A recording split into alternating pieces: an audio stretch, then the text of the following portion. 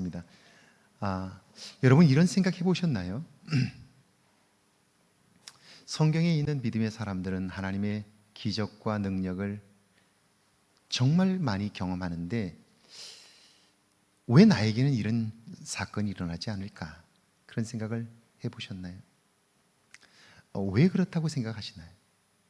이걸 한번 우리가 다시 한번 생각하면서 오늘 말씀을 들을 수 있으면 좋겠고요. 설교는 눈으로 듣는 겁니다. 그러니까 사람 뒤에 숨으면 벌써 설교를 안 듣겠다고 하는 거예요. 그러니까 저하고 눈을 한번 맞춰보실까요? 네. 저하고 우리 유아실에도 눈을 한번 맞춰볼까요? 네. 저하고 눈을 한번 맞춰보시죠. 네. 가운데 서서 눈을 한번 맞춰보세요. 네. 설교는 눈으로 듣는 거예요. 왜냐하면 제가 왜 이 이야기를 자꾸 똑같이 반복을 하느냐면 우리는 한 주간 동안 정말 분주하게 살았어요. 우리의 마음 속에는 이 분주함이 가득 있어가지고요. 우리의 생각은 굉장히 복잡해요. 그러니까 사실은 조금만 눈을 놓치면 딴 생각하게 돼요. 몸은 여기에 와 있으나 머릿속으로는 딴 생각을 하게 돼요. 그래서 집중하는 일이 굉장히 중요합니다. 자녀들에게도 이 집중을 가르치면요, 아이들의 집중도가 높아지면 성적은 금방 오릅니다. 그러니까 집중하는 훈련들은 우리의 삶을 질 높은 삶으로 인도해요. 그리고 이것은 믿음으로 연결되기 때문에 굉장히 중요한 태도입니다. 지난 14일 연세대학교 김대중 도서관은요, 5.18 광주 민주화운동 40주기를 맞아 김대중 내란 음모 조작 사건 관련 사료 2점을 새롭게 공개했습니다. 이 중 하나는 김대중 전 대통령이 전두환 신군부가 조작한 내란 음모 사건에서 사형 선고를 받고 1980년 9월 17일부터 1981년 1월 23일까지 사형수로 있던 시절 친필로 작성한 옥중수필 14편 중에 한 편입니다. 여러분, 이때는 신군부가 무소불위의 힘을 가지고 있던 때입니다. 5월 광주 항쟁에서 군을 동원하여 발포했고요, 수백 명의 사상자와 행불자, 수천 명의 부상자가 생겼습니다. 김재규 등 11.6 관련 사건 관련자들을 사형 집행했고요, 신군부 세력이 권력을 완전히 장악했습니다. 전군 지휘관 회의에서 전두환을 차기 대통령으로 추대하기로 결의까지 했고요, 1980년 9월 1일 전두환은 장충체육관 선거를 통과해서 대통령에 선출되었습니다. 이제 그의 말 한마디면 김대중 씨의 생명은 끝납니다. 정말 억울하고 분통이 터질 수밖에 없습니다. 누명순 나는 지금 죽게 되었는데 누명을 씌운 사람은 승승장구하고 있잖아요. 떵떵거리고 있잖아요. 얼마나 억울합니까? 그리고 이제 내가 죽을 수 있다는 사실 앞에서 두려워할 수밖에 없고요. 이런 상황에 놓인 거예요. 여러분 같으면 이런 때에 글을 남긴다면 어떤 글을 남겼을까요? 그때 그 심정을 가지고 여러분이 글을 썼다면 무슨 내용의 글을 썼을까요? 1980년 12월 3일자 글에 그분은 이렇게 적었습니다. 나는 박정권 아래서 가장 가혹한 박해를 받은 사람입니다. 나에 대한 납치 사건, 자동차 위장 사고에 의한 암살 음모, 오늘 나를 이 자리에 있게 한 모든 사람들, 그들에 대해서 나는 어떤 증오나 보복심을 갖지 않을 것입니다. 언젠가 우리 국민들이 진실을 알게 될 것입니다. 역사의 바른 기록을 누구도 막을 수 없을 것입니다. 이제 나는 그들 모두를 용서할 것입니다.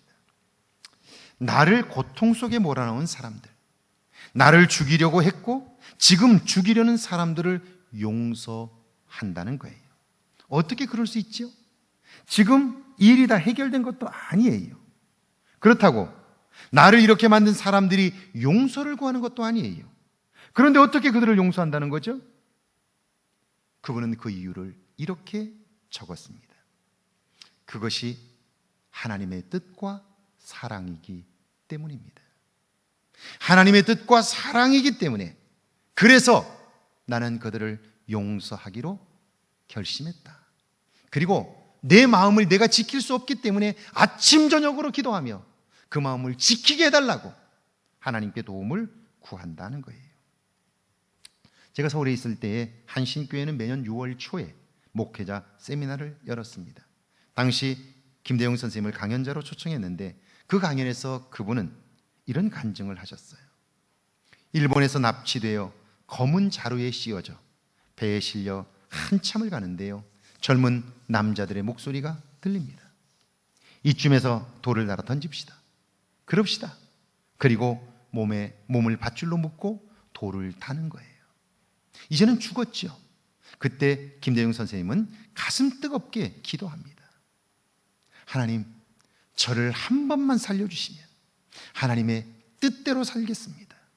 눈물을 흘리며 기도했는데요, 그때 갑자기 헬리콥터 소리가 들렸고요, 집으로 돌아올 수 있었다는 거예요.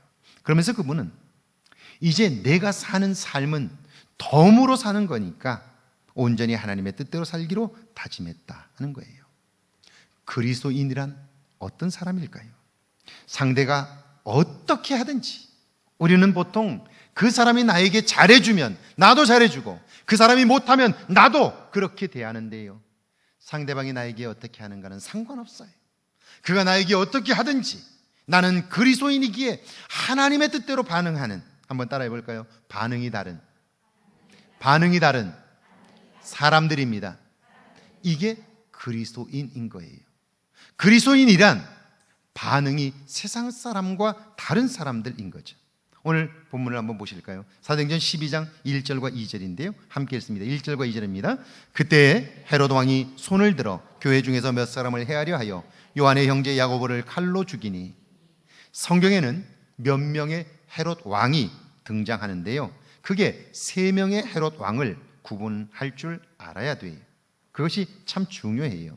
그 첫 번째가 헤롯 대왕인데요, 동방 박사들에 의해 예수님이 탄생했다는 소식을 듣고 2살 이하의 어린아이들을 살해하도록 명령한 자가 바로 이 헤롯 대왕입니다. 그는 정말 교활하고 정치적인 인물이었는데요, 로마 황제 아우구스투스에 의해서 그에게 아첨해서 유대인의 왕으로 임명을 받았습니다. 유대 땅의 왕이 된 그는요, 황제의 신임을 얻기 위해서 새로운 항구를 건설해요. 저기 요빠라는 곳에 위쪽에 있는 가이샤라가 그곳인데요, 인공적으로 항구를 만든 거예요. 가이샤라라는 말의 뜻이 황제라는 뜻입니다. 그러니까 황제에게 신임을 얻기 위해서 도시 하나, 항구 하나를 만들고 황제라는 이름을 붙인 거예요. 그뿐 아니라 그는요, 황제를 숭배하도록 아우구스투스의 신전도 지어서 봉헌을 했어요. 유대인들이 얼마나 반발했겠어요. 그래서 그들의 신임을 얻기 위해서 그는요, 환심을 사려고 솔로몬이 건축한 예루살렘 성전을 화려하게 수리를 했습니다. 그래서 예수님 당시 있었던 그 성전을 헤롯 성전이라고 부르는 거예요. 그 외에도 원형 경기장과 화려한 궁궐들을 지었어요. 그렇다면 여러분, 그 많은 돈, 그 건물을 짓고 하려면 엄청나게 많은 돈들이 들어갔을 텐데 그 돈은 어디서 났을까요? 그 엄청난 돈은 어떻게 마련했을까요? 그는 키프로스, 사이프러스라고 부르는데 저 바다 한가운데 있는 섬 있잖아요, 저 섬이 키프로스 섬이에요. 그 섬에는 구리 광산이 있어서 구리를 캤는데요, 엄청나게 구리를 많이 캐가지고요, 어마어마한 돈을 벌었어요.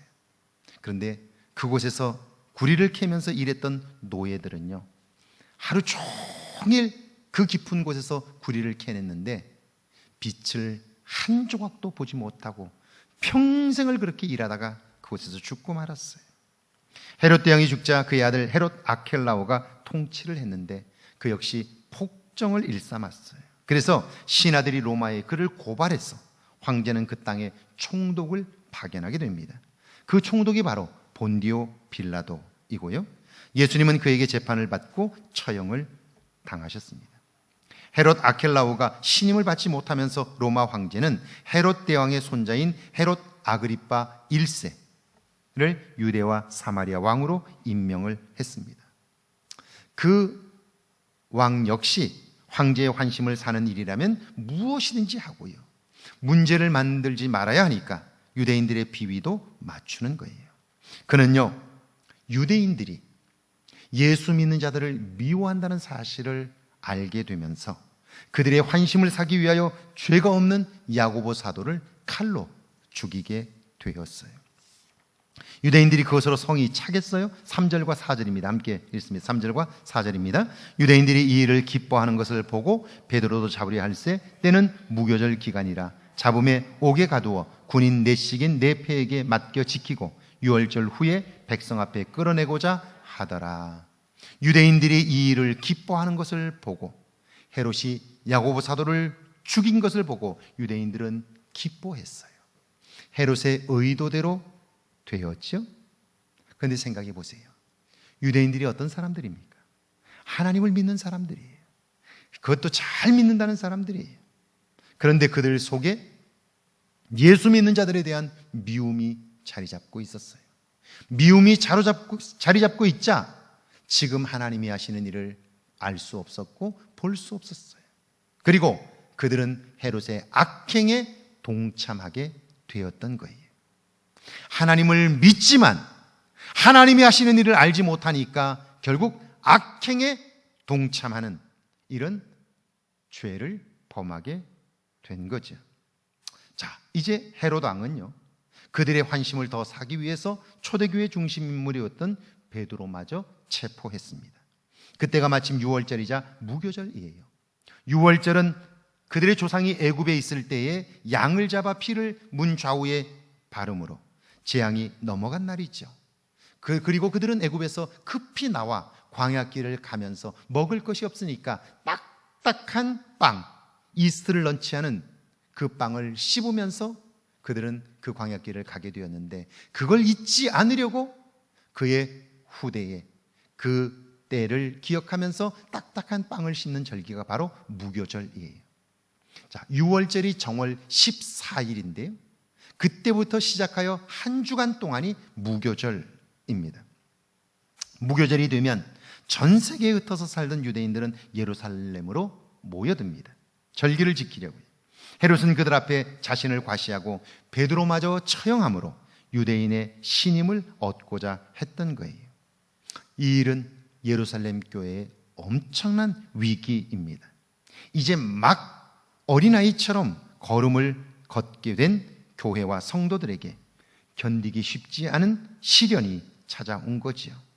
오늘 우리 교회가 이런 박해 상황을 만났다면 우리 교회는 어떻게 반응할까요? 이제 잘못하면 큰 어려움을 겪게 될 텐데, 이런 때에 우리 교회가 지금 이런 일을 만났다면 여러분들은 어떻게 반응하실까요? 이제 그 이후의 상황들은 여러분이 아시죠? 크게 두 가지 내용입니다. 교회는 간절히 기도했고 하나님은 천사를 보내 감옥에 갇힌 베드로를 꺼내 기도하는 성도들과 만나게 되었다 하는 내용입니다. 사도행전이 기록한 내용들은 대체로 그렇습니다. 어려움을 겪었던 초대교회 성도들이 기도하면 하나님께서 응답하셔서 기적을 경험하게 되었던 거예요. 자, 그런데 잘 보세요. 자, 기도하는 것이 사람의 일이라면 기적을 이루는 것은 하나님의 일이에요. 그렇다면 이 두 가지 중에서 우리가 관심해야 할 일이 무엇일까요? 대부분의 사람들은요, 사람의 일이 아니라 하나님의 일에만 관심을 해요.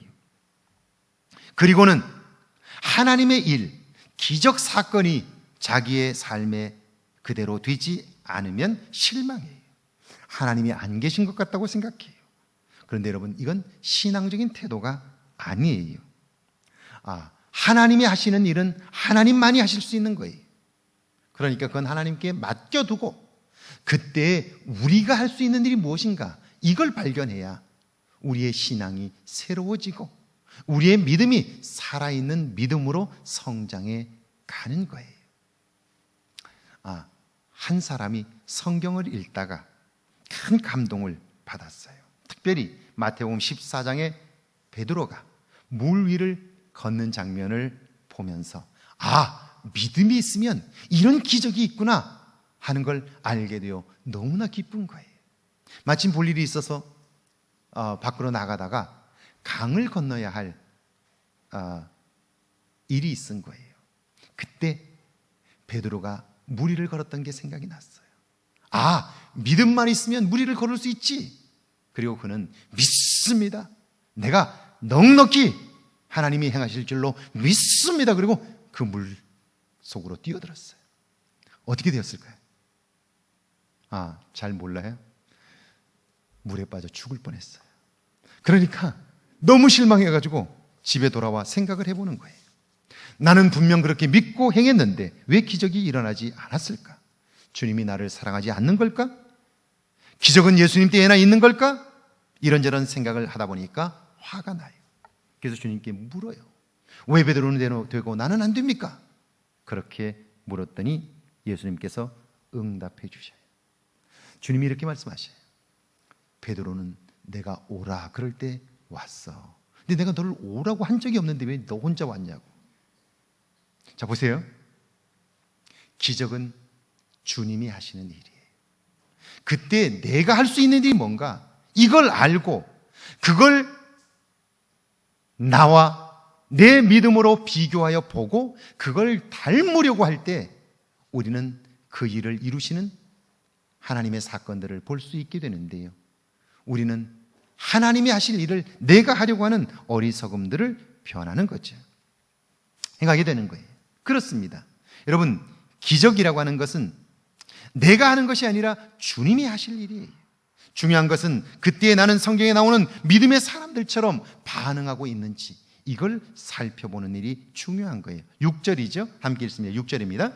헤롯이 잡아내려고 하는 그 전날 밤에 베드로가 두 군인 틈에서 두 쇠사슬에 매여 누워 자는데 파수꾼들이 문 밖에서 옥을 지키더니 헤롯이 잡아내려는 전날 밤, 이제 내일이면 베드로는 죽는 거예요. 야고보처럼 사람들이 보는 앞에서 칼로 목베임을 당하는 거예요. 여러분 같으면 이때 어떨까요? 돈 갚을 날이 내일인데 줄 돈만 없어도 근심 걱정하느라 밤을 새우지 않나요? 하물며 내일 잔인하게 죽임을 당한다면 그 밤을 어떻게 보내실 건가요? 그런 나와 한번 비교해 보는 거예요. 그는 손발에 수갑이 채워져 있어요. 군인들이 지키고 있어 살아날 가능성이 없어요. 날만 새면 그대로 죽는 거예요. 두렵고 살 떨리는 밤이지요. 해도 끊이지 않는 걱정 충만한 밤이에요. 그런 밤에 베드로는 어떤가요? 베드로는요, 쿨쿨 잠이 들어 있습니다. 여러분, 베드로가 바본가요? 지금 상황이 어떤가를 모르나요? 아니에요. 너무나 잘 알고 있어요. 그런데 어떻게 잠이 들 수가 있나요? 만약 그에게 그 비결이 뭐냐고 묻는다면 그는 분명 믿음 때문입니다. 그렇게 말했을 거예요. 그렇다면 생각해 보세요. 우리에게는 믿음이 없나요? 있어요. 그런데 어떻게 이렇게 다를 수 있나요? 도대체 베드로와 우리의 믿음의 차이는 뭔가요? 사도행전 4장에 보면 제자들이 예수님이 살아나셨다고, 오늘 우리의 주와 구원자가 되셨다고, 그를 믿는 자는 멸망치 않고 영생을 얻는다고 선포하자 많은 사람들이 예수를 믿게 되었어요. 특별히 성전 미문에 앉아있던 안진뱅이가 일어나 걷게 되고 찬송하는 걸 보면서 사람들이 제자들에게 몰려오기 시작했어요. 이걸 유대인들이 보고는 치를 떨며 싫어해요. 그래서 베드로와 요한을 체포했고요, 대제사장들과 서기관, 장로들이 모인 자리에서 협박해요. 다시는 예수를 전하지 말라. 만약 또다시 사람들을 선동하고 유혹하면 죽여버릴 거야. 협박해요. 여러분, 그들이 누굽니까? 예수님을 십자가에 매달아 죽인 자들입니다. 그들의 협박은 공갈이 아니에요. 그럴 만한 충분한 힘과 능력을 가지고 있어요. 그러니까 그들의 말은 곧 현실이 될 수 있는 거예요. 이런 위기 상황에서 어떻습니까? 사람들이 이런 위기를 만나면 어때요? 어떻게 반응하나요? 일단 피하고 봐야죠. 그런데 아니에요. 베드로와 요한은 그들 앞에서 당당히 NO! 그렇게 말해요. 어떻게 그럴 수 있죠? 베드로가 말합니다. 하나님 앞에서 너희 말 듣는 것이 하나님의 말씀을 듣는 것보다 옳은가 판단하라. 우리는 보고 들은 것을 말하지 아니할 수 없다. 그들이 가진 믿음이 뭔가요? 사람들의 눈에 베드로는요, 힘있고 권력 있고 살기 뛴 그들 앞에 있어요. 그러니까 지금 베드로는 죽게 된 거예요. 위기 앞에 있는 거예요. 그걸 보니까 어떻게 해서라도 살아야지. 그러니까 비굴해지고요. 믿음이 있다고 하나 그러나 세상 사람과 똑같은 반응을 할 수밖에 없는 거예요. 그런데 베드로는 다릅니다. 베드로는요, 그들 배후에 계신 하나님, 그들을 능히 심판하시고 상황을 역전시키시는 하나님을 보는 거예요. 그분을 의식하는 거예요. 그러니까 그 하나님을 보고 있기 때문에 담대하게 두려움 없이 우리는 보고 들은 것을 말하지 않을 수 없다라고 말하는 거예요. 사람의 말을 듣는 것이 아니라 하나님의 말씀을 듣는 것이 더 옳다, 그렇게 이야기할 수 있는 거죠. 그는 어떤 경우에도 함께 하시는 하나님을 볼 줄 아는 믿음이 베드로에게 있었던 거죠. 내일이면 죽음을 당합니다. 사람들이 볼 때 피할 길은 없습니다. 그러나 대부분의 사람들은 근심하고 걱정하다가 믿음 없는 반응들을 하게 되지만, 그러나 베드로는 어때요? 베드로는 그때에도 넉넉하게 나를 건지시는 하나님, 나를 새롭게 하실 하나님, 그 하나님을 의지하는 거예요. 그 하나님을 믿는 거예요. 그러니까 그 밤에도 잠들 수가 있었던 거죠. 오늘 베드로의 이 믿음과 나의 믿음을 비교해 보아야 하는 거죠. 기적을 경험하는 믿음이란 어떤 믿음인가? 어떤 상황에서도 함께 하시는 하나님을 볼 수 있는 믿음이 산 믿음이라면, 이때가 되면 사람의 일밖에 보이지 않아 힘을 가진 사람들의 모습만 보여 결국 세상 사람과 똑같이 상황만 모면하려고 하는 믿음은 죽은 믿음인 거죠. 오늘 우리는 어떤 믿음이냐 하는 거예요. 베드로와 같은 산 믿음이 여러분에게 있기를 주의 이름으로 축원합니다. 교인들의 입장에서는 어떻습니까? 야고보 사도가 순교했고 베드로 사도마저 체포되어 죽을 수밖에 없습니다. 심각한 위기예요. 잘못하면 야고보 사도를 죽인 그 칼이, 베드로 사도를 죽이는 그 칼이 나에게 춤을 줄 수가 있어요. 나도 죽임을 당할 수 있는 거예요. 이런 때에는 모이는 걸 쉬어야 돼요. 안 그런 척 해야 돼요. 상식적인 사람들이 생각이고 믿음이 있다는 사람들까지도 그렇게 생각해요. 행동하지요.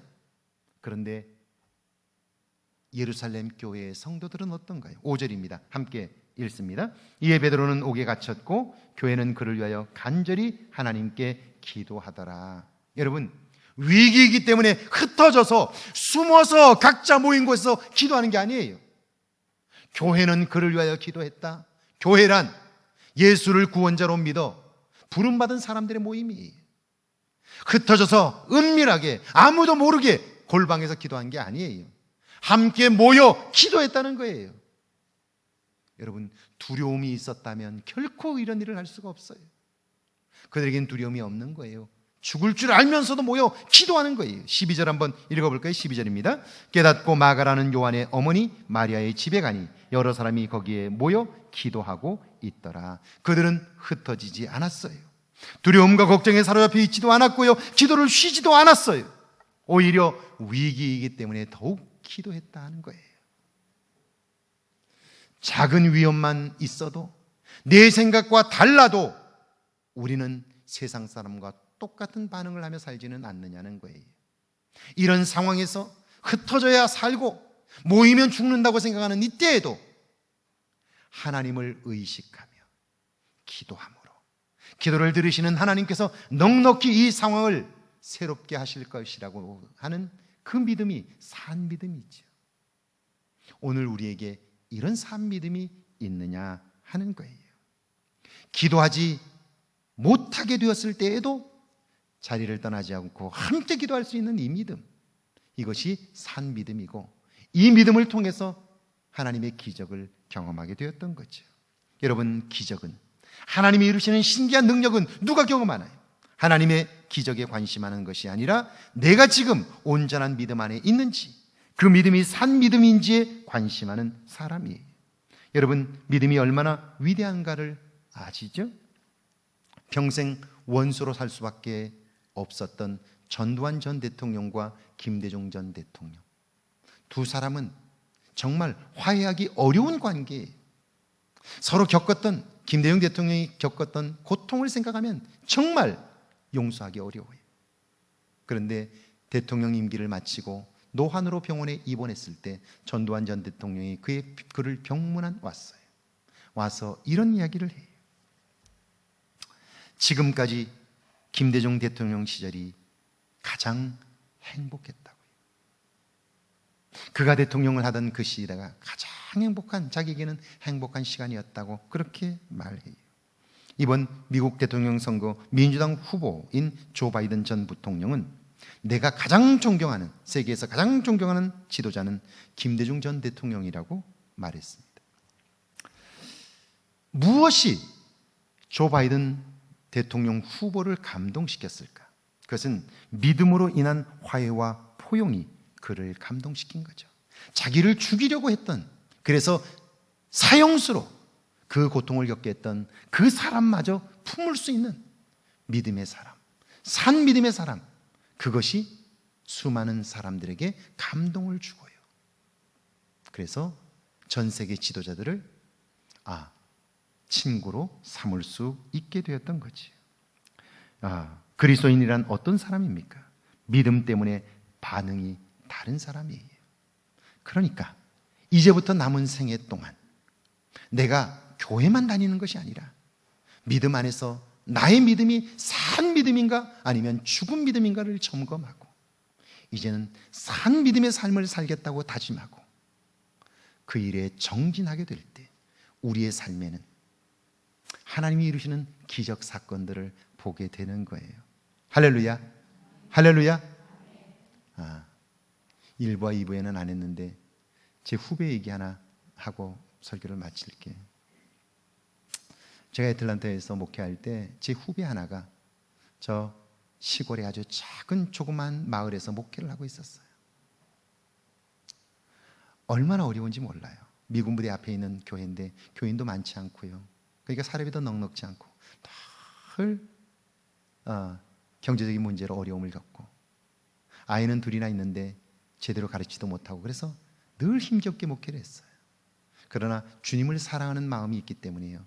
그가 목회하는 걸 보면 얼마나 열정적인지 몰라요. 찬양을 뜨겁게 하고 힘들고 어려울 때마다 밤을 새워서 기도하고 그래요. 아이고 저 친구가 너무나 실망하면 어쩔까 늘 마음 썼어요. 어느 날 교회를 사임하고 시애틀로 새로운 사역지를 찾아서 떠났어요. 아이고 시애틀 가서 얼마나 좀 마음 편하게 목회하면 좋겠다 그렇게 생각을 했어요.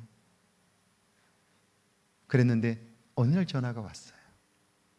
그렇게 목회를 하면서 고생을 했어요. 똑똑하고 좋은 친구인데 목회를 하면서 그렇게 고생을 했어요. 근데 어느 날 전화가 왔어요. 하나님께서 우리 가정을 축복하셨다고. 그래요.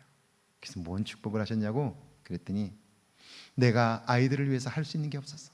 과외도 한번 못 시키고 공부도 제대로 못 시켰는데 그저 기도한 것밖에 없는데 이번에 큰아이가 하버드 대학에 전 4년 동안 장학금을 받고 가게 되었다고. 남의 일이라 별로 기쁘지 않군요. 네. 자기는 울면서 아이들을 위해서 기도해 준 것밖에 없대요. 그런데 하나님이 그 아들로 인해서 큰 기쁨을 경험하게 했고요. 얼마나 가족들이 힘을 얻었는지 모른다고요. 여러분, 산 믿음이 내 안에 있는가를 점검하면서 남은 생애를 사셔서 하나님의 능력이 여러분의 삶에 경험되기를 주의 이름으로 축원합니다.